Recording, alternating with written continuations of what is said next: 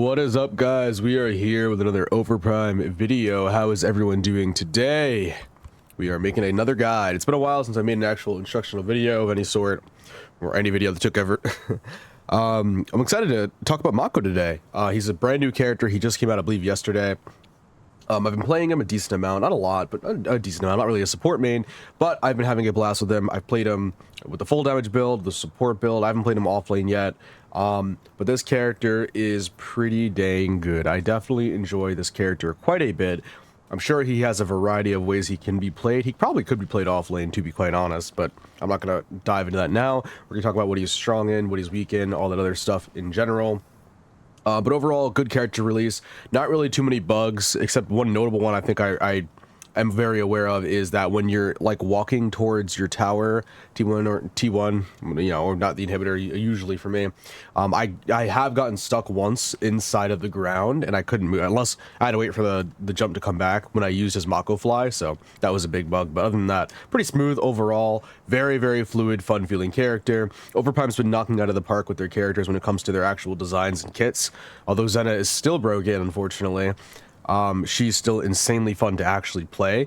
Hopefully they fix the desync issue soon, but again, we've been waiting for that for a while, so I'm not holding my breath, but hopefully they fix that, because Mako and Xena are both S-tiered, broken, like, not broken, I guess, but I think they're both really good characters, I think, on release, and still to this day, and they did a really good job with their IP characters. It makes me really excited for Adele, who's coming in June. I'm very, very excited for her. And I'll probably make another video talking about a lot of the item changes and kind of like build updates for a lot of the characters that I'm playing, because I'm messing with a bunch of builds now because there's a lot of item changes and it's just so much to like look at and try to grasp what I want. But I still have a lot of testing to do. But we're talking about Mako today, so let's get right into it. Mako, this little furry, I know you furry fandom guys are really excited for him. So I'm going to be going over the build paths, the kit itself, how I play him, where you should play him, all that other stuff, and basically what everything he does. All right, let's get right to it. So Mako is a very interesting support. When the video came out for his stuff, when they did the dev stream, it was hard to tell what role he would be the best at before they did that dev stream. They did a little dev stream on their Twitch channel showing off Mako, basically what he's capable of. Very, very conflicting information for me. I wasn't understanding any of that. There's just a lot of words reading it, and it doesn't sound super clear and concise to me, but after playing him, I know exactly what everything does. Everything really does flow well together. And I will say also, this character is a pretty bad damage dealer. Like, he could do it if you go full damage, but that's really hindering your team because you'd rather any other full damage dealer. But he doesn't, as a support, he doesn't do a lot of damage because his goal is to support. He has a lot of CC. He definitely has a lot of interrupts. He's extremely mobile. Most of your time is going to be spent healing, though. When they said there was a damage, I'm not going to trust them ever again, because when they said a damage support, I was thinking like FaZe or Decker. But no, this character is strictly a support. He doesn't do that much damage. You shouldn't try to do that much damage. You should focus on keeping your carry alive, speeding them up. CCing anyone who comes in with an ability, like if a Chimera is about to leap on the your carry, you throw down an ability, you knock them off, other stuff like that. You're not really in auto range often, but you should poke a little bit if you can in lane, but don't ever really put yourself in danger. Your goal is not to, like, you shouldn't be getting hit, because the mechanic involving your, like, if you're getting hit, you're not able to do everything you should be doing. So this character is really slippery, though. He's really mobile, and he's also just a ton of fun. I think this character is one of the most fun characters in the game. I'm surprised people aren't playing him more. I get he's a support. I know the first day people were kind of playing him a lot, but like I haven't seen a lot of Makos, and I've been playing like all day, so it's kind of weird. Like, you know, he's a brand new character. You'd expect him to be, you know, super popular, but no, I guess not. People are just not that interested in him, I guess, just because he's a support. But I don't know, he's a lot of fun. So, like I said, let's go into his abilities. First off, he has auto attack, of course. His auto attack actually does have a special property to it. It's when he throws a gemstone, dealing 54 physical damage. Anything physical, by the way, that he does is terrible. I've seen crit Makos, it's terrible. It's awful. Don't do crit Mako. It doesn't work. He's a terrible physical damage dealer, so don't build any crit on him or anything like that. He doesn't have a stem or anything like that. If you want to build him damage, you have to go ability based, but don't even do that. I think he's strictly a support, maybe an offlane potential support-ish character, but definitely not a damage dealer. So his auto attack throws a gemstone and deals 54 physical damage. Gemstone has a chance 5 times 1%, or plus 1% of your per 80 magical power to explode. So obviously not a huge scaling or anything. Pushing enemies within range and dealing 12 damage, 10 times 10% of your magical damage, which is weird. I guess supports do build magical damage, so like, because a lot of their items have it on it, but I mean, you're gonna want to be you're gonna want as much health as possible and a lot of mana. That's basically what you want: health and mana. You don't care about power, although it does help you. But yeah. Anyways, so going on to his right click ability. Actually, about the auto attack. So the auto attack, the push you're never gonna see really. Like you're not gonna be autoing enough to make this matter. I don't really ever notice it. Ever. It probably does happen, but it's like I don't even know what it looks like. So like I can't, because he has a push, so it's really hard when you're autoing in the middle of your abilities to kind of tell, especially when you're spamming one of your abilities. It's like I don't really know what it looks like. It probably has distinct effects and everything, especially with skins, but I can't tell. So you're not going to really see this effect that much. It really is non-existent in my opinion. You're not going to be autoing that much because you're going to be backlining. You should be playing from the back. You really shouldn't be in their face that much. It's just you are truly like a Muriel. You're a support, and you function just like you're not like a Decker. You're not like a Phase. You are literally a Muriel. You are a backline support. You could frontline a little bit when you're trying to catch somebody, but you do have more frontline potential probably than Muriel. But even that, it's like no, you're truly a healer. Better than Narbesh, by the way. But yeah. Anyways, going on to his right click, launches a gemstone. Oh wait, let's go to the training dummy real quick. So his autos obviously are ranged, if you guys didn't know, range autos. And like I said, I never really see that push. So I don't know if it works in this thing, but I'm imagining it does. Anyway, his right click. So his right click launches a gemstone which travels a certain distance upwards and positions itself mid-air. So you actually could have this hover in the air, by the way. So like something like Gideon, if he doesn't have the spell sheet on, you can interrupt it. Or anyone in the air, basically, like Wukong, you can actually disrupt them a little bit and push them out of the air. If you can hit them. Now, the radius is a little weird, I've noticed. It's kind of hard to hit someone, like, out in the open when you're not aiming at the ground or anything, so. I mean, well, I guess a straight shot's easy, but, like, if someone's, like, up or anything like that, I feel like I always whiff, but travel time's pretty decent, too. It doesn't go that far, but, it does have a decent range. But anyways, so you can put it in the air, you can put it anywhere you want. It lasts 5 seconds. The gemstone explodes, dealing 80 magical damage to enemies within range affected by heroes or pushed. Use a skill again before the automatic explosion for an earlier detonation with no damage fall off. The gemstone can also detonate early if an enemy comes into if it comes into contact with an enemy. So if you just throw it directly at an enemy, it just explodes. No extra damage from anything you really can do there. So that's his right click. It's a push. It's really nice. It's literally just interruption. I've been interrupting, like I've seen a couple of Narbashes, I don't know why, and every time he does his ult, I just boom, he's done. Can't do it anymore. Or you ult, because your ult is also a push. But yeah, so that's basically his right click. Literally just CC, nothing really. You don't actually cast a skill that much. I honestly, especially early game, you're pretty much only doing it when your carry is getting chased down. Or they're like someone's on you, or there's a jungle, or if you want to poke a little bit. Oftentimes, I've actually hindered my carry, or like a mid, specifically, because I'd push them out of an ability or something, or I'd push them away. So, same with the ultimate. You really don't want to use those abilities that much, which is why I'm also saying he's pretty much just a support, a backline support, because most of the thing you're going to be doing is healing. So, I just thought that was funny that, level that real quick. Yeah, I just thought it was funny that, like, he just has all these crazy effects, and it's like, I feel like I never really use my right click that much, and my ult as much. I've been using my ult really just as a heal. I don't even use it that much as a push, unless they're on my carry.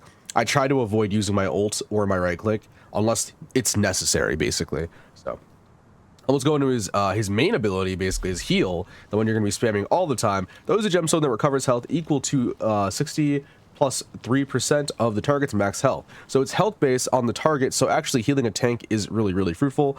It increases movement speed by 15% for 3 seconds. So it's a movement speed increase, and it's a heal. For allies within range, if the skill affects 3 or more allies, the amount of recovery is halved. So if you hit 3 allies, which is very rare, I don't think I've ever hit 3 allies before, and I played him a good amount. So I've never ever healed 3 people before. I've healed 2, but rarely. But I mostly heal. You're mostly a pocket healer, so you know your goal is to hit 2 people, I guess, if you can, if they're clumped up. But most of the time you won't have the chance. But healing a tank is, since it scales up their max health, it's pretty insane. I mean, I've healed Sev from like 0 to 100 so fast. It's absolutely ridiculous. You heal so much with this character. It's kind of bonkers how much you heal. The hero consumes his own health equal to 3% of his max health when an ally health is recovered. So the damage you take is based on your max health. So you know you want to build more health because it does hinder you, but you know, the more health you have, the more damage you take. But you should still build a lot of health. Most of the support items you get are going to have a good amount of health, and this character mandatorily needs this item, healing nanomachines. This is going to be a staple for you because you do take damage whenever you heal somebody. I believe it's also when you actually heal, they actually have to recover health. So if you hit someone without actually, when they don't need any health, then you're not going to take any damage. Usually, I think that's how it works. At least from my experience. So unless there's some kind of glitch with me. But yes, anyways, if the gemstone hits an enemy, it deals 70 magical damage, decreasing the affected enemy's healing by 25% and shield by 25%. So it's amazing that he has a shield effect. The problem is, again, you're not going to really see this that much. You can spam it pretty easily late game, but I haven't gotten a situation where I was hitting a Narbash for the anti-heal that much. I was really just avoiding, because again, your carry is taking damage while you're, like, you know, so you have to focus on healing him. But it is a good utility against a Muriel, I can imagine. It's the only counter to shields in any capacity. But again, I would have to focus solely on that and be really kind of like in sync with my duo partner. But it's nice that he has a little bit of a counter there, so it's an anti-heal and it's an anti-shield, which is really good. But yeah, that's basically his E. So this is how it works. You kind of throw it. It's like a kind of like a lop shot, you know, like it has fall off. You can throw it pretty dang far too. Like you see how it hit the wall. It goes insanely far. What if I could hit orb from here? Probably not, but it does go like insanely far. I've had some crazy heals. Like I'd throw it up like this and it would hit it hit my ally. It's actually insane how far it goes. I do like that a lot, you know, compared to his other ability range. He literally can just hit walls and stuff. You can also throw it over like little pits and walls, like the over pit and stuff like that. You're not going to be stealing any objectives with this or anything, but I have gotten a few kills with this ability just because I threw it at like my ally and whiffed, and then it would hit somebody and they died. So pretty cool. But yeah, that's his E. Like I said, most of the time you're literally going to be behind your carry, not in front of them, and you're just going to be throwing the heal whenever they lose health. Now again, it does consume your own health, which I can't show you because they don't need healing, but it does. You're gonna need this item first. This is gonna be the first thing you build. I'm just putting it out there. Honestly, the recommended is a fantastic build, but start with this first because you're gonna need it. Trust me, it's pretty detrimental if you don't have it. I thought it was troll when Jon Snow was building on the dev stream, but now I understand, like, no, it's every time you heal somebody. I thought it was only when you healed 3 people, but I like that mechanic though, that you have to manage it and you have to build an item for it, because if you decide not to build it, then you could go with like more supporty items early, but you also lose a lot of support capabilities because you don't heal as much, and then you also have to sacrifice mana, so you run out more. Honestly, you run out of health faster than you run out of mana though, pretty quickly though. But anyways, going on to his next ability, which is his jump, leaps in the direction the hero was facing to deal 94 magical damage to enemies within range and slow them by 30% for 2 seconds. The hero can charge in a desired direction right after leaping. A successful hit on an enemy hero grants a shield that absorbs 70 damage and gradually depletes over 2 seconds. So you get a shield when you hit an enemy. Let me show you how this ability works. I feel like a lot of people don't understand this ability. So first tip, by the way, is to not have instacast on for this ability because you don't really know where you're going. Aiming up will get you go the farthest, but just turn it off. Literally just turn it off. Aim it because it's much easier to hit this if you're not and know exactly where you're going. Also, you can't jump backwards, just a heads up. So you have to turn in the direction you want to face, basically. But you can roll. So after you jump, there'll be a little roll. If you don't press anything, you'll always go forward. But if you do it and you decide to go in a different direction, let's say I go backwards, you roll back. So as a solo laner, I can imagine this being really beneficial. Just landing like that all the time. Oops. Why is this not working? You can go in literally any direction you want. You can go left, you can go right, you can go forward. Which makes it really good. You can also get over like the little ledge in mid and stuff, so you can actually jump really far up with it, which is really nice. Very mobile character, like I said. You literally have directional input for this ability. So if you guys don't know that, yes, you can actually directionally input to go in a different direction, any direction you want, just like Kwang Dash. Really nice, really great. Fantastic mobility tool. I can see him having soloing potential with this ability, combined with his other ones, but for the most part, I just say keep him in support. He's a fantastic support. He could probably be a soul laner though, just one who's going to heal your team a lot. So then let's go with the ultimate next. So the ultimate concentrates energy into a grand gemstone that rolls the enlarged gemstone forward. I'll show you right now. And rolls the enlarged gemstone forward to deal 116 magical damage. So this is probably his hardest ability in a single hit if you charge it fully, which it does have a charge. To all enemies hit in its path, the enemies are pushed. The enemies do get pushed to the end of the thing, which is why I said his right click and his ult really are used for interrupts, and you don't want to just press them randomly. I know you want to press these buttons just to like to, you know, whatever. Don't press these buttons randomly. I use my right click all the time like a fool, but save your ultimate when you need it, especially if you need it to have like a little bit extra healing for your team. You can just tap it, and then, you know, the carry who's in front of you will just get the healing, which is often what I do. But also if he's getting ganked, I'll try to ult and just push them away as far as possible, and then I'll just keep healing him constantly as much as I can. Hopefully he can stand the heal as well. But yeah, it's basically, you're not going to be casting these abilities as often as you think. You shouldn't be anyways. You should definitely just be lobbing your heal all the time in your carry. Pretty much a lot of what you're doing. Which is really, I love actually having to manage that too. Like, you have two ways of healing for your carry, but then you also have to just focus on healing. It feels kind of like an Overwatch support, but like, there's still a lot of skill expression when it comes to this character, and he's super annoying to deal with, in my opinion. Alright, so after a long certain distance, the gemstone explodes, dealing 196 bonus magical damage to enemies within range, and leaves a Mako stamp on the ground. The rolling gemstone explodes immediately upon hitting a wall, dealing 216 magical damage to enemies within range, and stunning enemy heroes for 1.5 seconds. So it is a stun. So it also is it's a push and a stun. So it's 2 interrupts. And leaving a Mako stamp, on affected enemies for 5 seconds. The Mako stamp slows enemies with heroes within range by 30%. So it's also a slow when they're standing in the zone, and recovers ally heroes' health by 2.5 per second. The gemstone's power and travel distance increase proportionately to the time spent concentrating energy. So the longer you charge, I actually don't know if the heal is bigger, but I do know the damage does increase. I still have no confirmation on the heal. But again, you're not going to charge it. You're not going to max charge it for the heal. You're going to max charge it if you need to get someone off of your carry. If you want to heal your carry, just tap it, usually, because they're going to be right in front of you, so it doesn't go that far, and then you stand, or if you need the healing for some reason. But yeah, it's generally how I play him.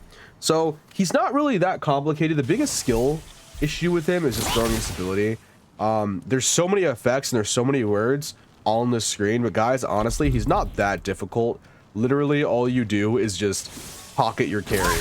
He's really not that hard. He's like Muriel, essentially, except instead of reacting to instead of trying to prevent them from taking damage with the shields, which a really good Muriel will allow your carry pretty much never to take damage, a bulk of damage. With Mako, you just heal up the damage. So he's not as difficult as Muriel, and he's more mobile than Muriel, and he has anti-shields, which kind of soft counter Muriel. And he has more CC. So is he a better support? I actually don't think so. I think Muriel's still better than him. I'm not gonna lie. I think Muriel and Decker are both significantly better than Mako. But I think Mako is still a top tier support. I think he's way better than Narbash. I think he's almost as good as Decker in terms of what for like enabling to an extent. Not as good as Decker in enabling, but he's like halfway. Like he's halfway. He has really good enable mechanics. He has a stun, he has a push, he has some CC. He's also able to just let you run forward, just like Muriel does. But then also, he's also a good fallback support where you have to retreat. He's gonna give you movement speed. He's gonna heal the crap out of you. He's gonna peel for you. He's gonna stun them. He's gonna push them. He's gonna do everything he can to make sure they don't. He's gonna slow them. He's also gonna mass heal you. He's not really, again, he's more of a single pocket healer except with his ult, so you're not gonna be healing a whole team that quickly. But it's insane how much healing you can put out. I mean, I'm talking about like 45, 50,000 on certain matches where like they're lasting like 35, 40 minutes. You're healing like 50k HP, which is insane. But yeah, I mean, that's pretty much all of his abilities. I guess we'll talk about Like I said, I'm not going to really go over the items here. I'm going to do that in the build portion, but I will talk about this one item. Like I said, this item is fantastic just in general to have. It gives you 800 HP. It heals you as long as you're out of combat for every 6 seconds. I think this also counts like if you're out of combat and then you're just kind of walking around. Let me see if the heal props to the left. You'll start healing. So even I think if you throw an ability, you heal still even while you're healing your and even if you're taking damage, I'm pretty sure you're still healing your teammate and you're healing at the same time. At least that's from my experience, which is it's what it looks like. Either way, build this item. Trust me, first, it's gonna help you a crap ton. But yeah, I mean, like, it's insane how easy it is to just kind of like upkeep your HP after you get this and then just kind of run around, which also encourages your backline playstyle. You want to be behind your carry. Make sure you get to full HP. That's why you don't want to be taking any damage really, because you take damage when you heal your carry, but you heal them so much that you need to make sure you're, you know, you're upkeeping your health as well as theirs. So it's pretty much just like an endless cycle of healing as long as you have mana, which again, everything else in the recommended is pretty much really go to. You know, you get your gemstone, probably get this to 2, then max this. So I'll go, you know, or deck my gemstone to 2, then I'd max this, and then you get everything else in this if you really want to. I actually often like not getting stopwatch, and like I don't know, I haven't really had a chance. You can get stopwatch, which actually does help the heal. You can also get the link, but really up to you, whatever you want. There's also other items you can get. You can go more tanky, but for the most part, you're going to want a lot of mana. You're going to want a lot of HP, which, you know, with this build, you're getting a good amount of HP. But I mean, yeah, that's pretty much it for Mako in terms of the abilities that he does. So hopefully you guys understand his abilities a little bit more and how to play him. Like I said, this is not a character you're going to be like, ooh, I'm going to auto the enemy and make sure, you know, I'm destroying their guts. Like, no, you're literally going to let your carry do pretty much all the work while also semi-poking the enemy when you can, especially when you get more mana online. But keep as much mana as you possibly can to just make sure your carry stays upkeep. Which is why I feel like in, like, you know, casuals and just random matches, people are going to have a really annoying time with Mako because he's not like Decker or FaZe who just kind of like enable heavily as much. But he's insane in terms of supporting. I think he's top tier. I definitely, and it's just a really fun character in general to play. So, all right. So now that we're done with the ability talk, let us go to the build portion of the video. There's not going to be a lot here. It's literally just going to be support builds. So, like, maybe I'll throw in a solo build, but we'll see. All right. Anyways, let's go right to the build site. All right. So on to the build portion of the video. Mako. So obviously the first ability you're going to upgrade is his heal. As given, you're going to heal that's the main ability, pretty much the only ability you're going to be sitting there using all the time. Other abilities are for utility purposes, and then his ult also same thing. So upgrade the heal max first. Second one, you want your mobility tool so you don't die in level 2. Level 3, get your right click. Right click is upgraded second, of course. Your heal or second after level 3. And then your fly, you know, last ability upgrade, ult whenever you can. All right. Now looking at the build, literally the recommended build. I told you it's solid, it's amazing. It gives you exactly what you want, exactly what you need. You have crown for an extra, you know, for a shield. You got fish for the utility purposes as mana as well. You also get dual defense with this, which is really nice. And CDR. You could switch you can do this in any order. You can also do gemstone if you want first, although you do get CDR late. Granted, you don't need that much CDR on this character, but having 40% is necessary. You want, even though it only takes like a second off, you do want that 3-second cooldown for the heal, because you heal. That difference is massive, especially in the middle of combat. So you can also go watch first, whatever you want, really. It's up to you. Obviously, this basically overcaps by 5%. Oh wait, never mind. This is on a CDR. So no, this is 35%, isn't it? So yeah, you probably want another CDR item, but 35% is also fine as well. Don't get me wrong. I would probably switch out watch for literally any other support item you want with CDR. So like Chain of Unity, I think is also a really good item on him, considering you can heal and just keep us up pretty much nonstop. I think this actually might be more of a must-have. Let me change that for the live build. Actually, I think I haven't got full build with him, by the way, so I can't attest to all these builds. I've had a good amount of games on him, but we always end up winning. I think we've won every single one that I've played support specifically. So I've gotten full build damage as him, but I've never gotten full build support. So this is what I would do in terms of supporting Chain of Unity. You might want to move that up a little bit, just get CDR faster. You don't need it again early though. Like I said, you're on a 4-second cooldown at the start. It gives you 45%, obviously 40% CDR, which you want. Good amount of magical power, 1300 extra mana, 1400 extra health, 55 physical, 30 magical, and doesn't cost that much in comparison to some other builds. And then obviously your optional set is yellow. Even if you're another lane, probably yellow is the way to go. When I went mid, I used blue, I think, but you can do whatever you want, honestly. Yellow, because you're not going to be getting that many kills as him unless you're full damage, and even then, you're probably still not going to get that much. Also, free rewards. But yeah, that is pretty much it. Like I said, this is actually probably the shortest guide video. I mean, he's so straightforward. There's no hidden text with him really. Aside from, I guess, that directional input thing, really nothing else you like he's just a healer. Solid, fantastic. We needed another support. When they said damage support, I was really scared, but like they knocked it out of the park with this character. I mean, he's a massive healer. He has interrupts. He feels extremely fun to play. He has like flex identity where I feel like he can kind of be a pseudo mid / solo lane, whatever you want, while still healing his team. He does a lot of stuff for the team as well. So this character is absolutely amazing. I think he's top tier. I'm going to make a tier list probably soon now. I'm going to try to make one anyways.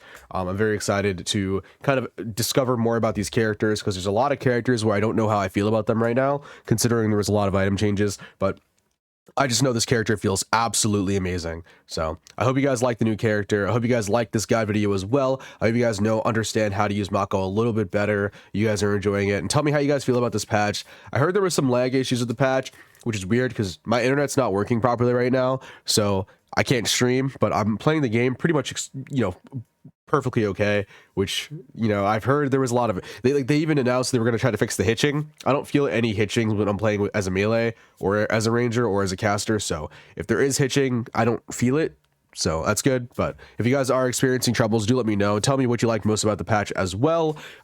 Me personally, Mako was probably the highlight of the patch, mostly the items, but I think Mako was so fun and unique that even me personally, I definitely enjoyed having a brand new character in the game to freshen things up and actually having people build support, because I'm so tired of seeing crit deckers and stuff. But I can't wait for my wife here, Adele. She's the next one. I'm very excited for her.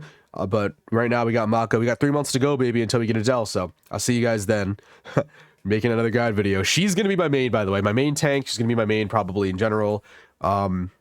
She just looks amazing. I'm so excited for her. Anyway, guys, I hope you guys enjoyed the video. I will see you guys in the next one. Hope you enjoyed the guide, and leave a like and a subscribe if you did enjoy the video. See you guys later. Peace.